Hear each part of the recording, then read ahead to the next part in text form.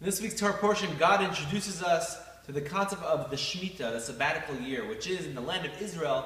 On the seventh year, we are told, do not cultivate your land. Don't plant, don't plow, don't do anything.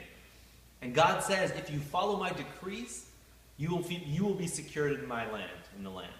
And then the scripture right after says the same thing. You'll have all the fruits that you need, and you will be secured in the land. The question is, why is God repeating it that you will be secured in the land if you follow my decrees? So a beautiful explanation is given. He says in the first scripture, it's explaining is that just imagine someone tells you, don't work for a year. Don't do anything. Just quit your job and you're going to be fine. Back then, planting the fields was how they lived. There was no fruit. If you don't plant, you're not going to have fruit. What's going to be? You're not going to be able to feed your children. You're not going to be able to eat anything. God says, don't worry. On the sixth year, I'll produce enough so that it will last for years to come. So that was the first thing that you'll be secured in the land. Follow my decrees, and God will produce even though you don't do anything with the field.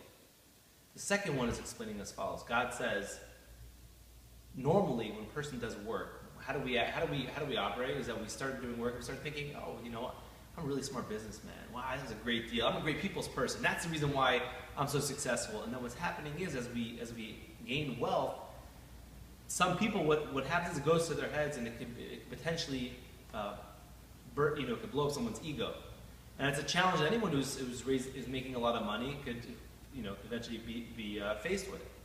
So God says, I'm going to produce the fruit, even though you don't do any work, to show you that it comes from me. Ultimately, the fruit and your successes come from me. You have to put in your effort.